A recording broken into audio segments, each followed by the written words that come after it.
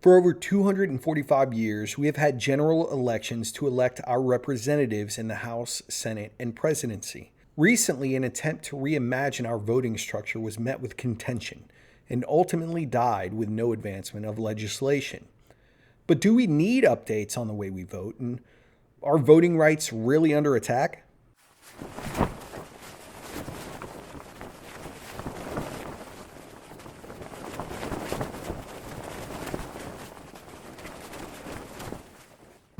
Voting rights, a tenet of our republic. It endured the infancy of a new and struggling nation. It survived the seemingly mortal division during the Civil War. It's outlasted 2 world wars, a depression, civil rights struggles, and continued political animosity. And throughout that fluctuating history, voting rights have been expanded, altered, replaced, but always to be more inclusive. I think we all can agree that voting is paramount to a fair representation, and every U.S. citizen should be extended that right.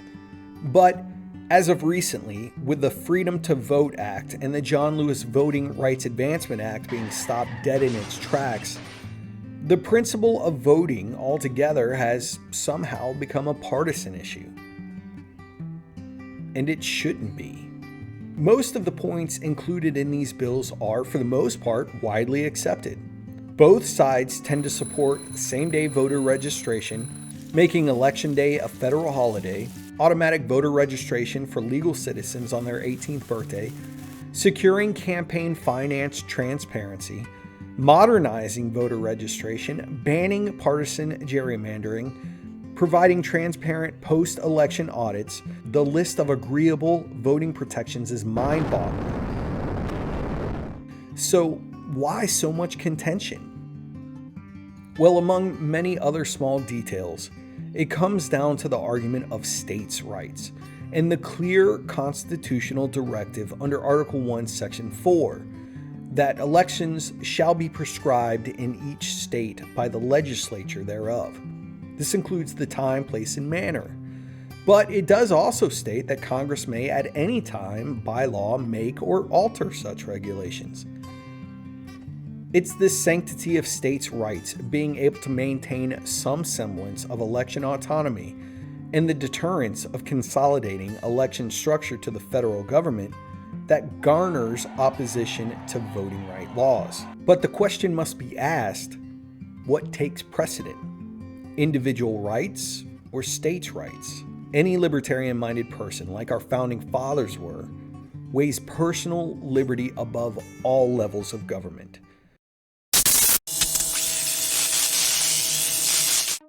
We can look at it like an inverted trapezoid of liberty, the largest and most important being individuals' rights. This is our life, liberty, and pursuit of happiness. And this is why the first 10 amendments, our Bill of Rights, is a protection of individuals from the government. Below that is states' rights, which is highlighted by the 10th Amendment, where the powers not delegated to the United States by the Constitution are reserved to the states. And finally, the smallest but still important is the support of the federal government. Notice, it is support for the previous tiers of liberty and not rights attributed to the government itself. And as you can see, this shape identifies the fickle balance required to maintain such liberties. So, if individual rights trump states' rights, and according to the Constitution, Congress can, in fact, change a state's election process, what's the deal? Listen, we should always be skeptical of our government's motives. When bills are introduced, they should be scrutinized and debated. But as we've seen with many of our amendments to the Constitution, some are actual attempts at protecting individual liberties, hence the Bill of Rights. Let's take a quick look back at those changes to our election history.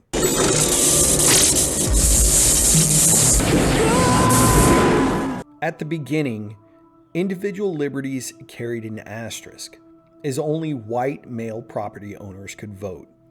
The property requirements began to recede in the early 1800s, Black American men gained their right to vote when slavery ended with the 15th Amendment. Women finally gained theirs just 100 years ago with the 19th Amendment. Shortly after that, Native Americans were granted the right to vote with the Indian Citizenship Act. But even today, states still prohibit Native Americans from voting. The Chinese Exclusion Act was repealed shortly after World War II, allowing Asian Americans to ultimately gain citizenship and vote. And through all of that, because of the constitutional protections of states' rights to oversee elections, unfortunately, many Jim Crow laws were put into place to restrict voting. The truth shall set you free! Like poll taxes, literacy tests, grandfather clauses, and other technicalities, all to limit voting. The Voting Rights Act of 1965 eliminated those restrictions, and even since then, voting rights have been expanded, bringing the voting age from 21 down to 18 during the Vietnam conflict and allowing non-English speaking Americans to vote. It has been slow but admirable that our country continues to expand access to voting to all of its citizens, especially as we mature as a society and become more inclusive. The democratic process is more appealing when the populace participates at its maximum level. The more accurate the representatives we vote in office, the better aligned policies will be applied. And this is a scary notion to a government dominated by two ideologies, because there is a fear of becoming that minority group. And the hard pill to swallow is, in today's political landscape, the country has shifted to a center-left perspective. This no more evident than by recognizing that since 1992, a Democratic presidential candidate has won the popular vote in every election but one. And that's when George W. Bush defeated John Kerry in 2004. And that was most likely the reluctance to change leadership at the peak of the war with Iraq and Afghanistan. So for 30 years, Democratic presidential nominees have been overwhelmingly preferred over their Republican counterparts. And it's very doubtful this will change anytime soon. Could this threat of the GOP becoming a minority party be the reason there is so much aversion to expanding voting access? Well, yes and no. There are some valid concerns they do bring up. For instance, there are very weak provisions within the bill on voter validation. And as wonderful as this country is, and with a liberty-focused agenda to allow streamlined citizenship, more work visas, and asylum, only legal citizens should determine the direction of this country through our election process. There are voter validation requirements in the bill, but fall short of the GOP's desire for a strict requirement for picture IDs for in-person voting. And herein lies that issue. Republicans have expressed a desire for national requirement for photo IDs, but that contradicts their perceived argument for a state's rights to oversee an election. But ironically, it doesn't. When I was in the Navy, we had manuals, directives, publications, and instructions. They start with high brass at Big Navy and disseminate to region, base, command, and eventually to one's AOR. There was a saying, you can always add to these, but you can't take away from them. And that's what these voter expansion rights are doing. Establishing a bare minimum requirement to protect us, the citizen, and our individual right to vote, which, as we saw, outweighs a state's rights. Look, I understand the fears touted by the right on election integrity. After all, we have been bombarded with misinformation of widespread voter fraud since the 2020 election. Actually, since the 2016 election.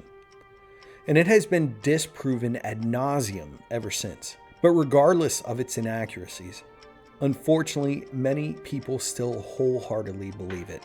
And the concerns with mail-in voting and signature verification is unwarranted. They have been proven to be more effective than some would like to think. As I've shown in previous videos, mail-in voting takes its basis from absentee ballots, which have been used by our military for over 150 years without issue. Some states have been using no-excuse mail-in voting for decades, without issue. And it needs to be highlighted that signature verification requires legal citizens to have a valid, authorized signature on file, typically gathered while in person.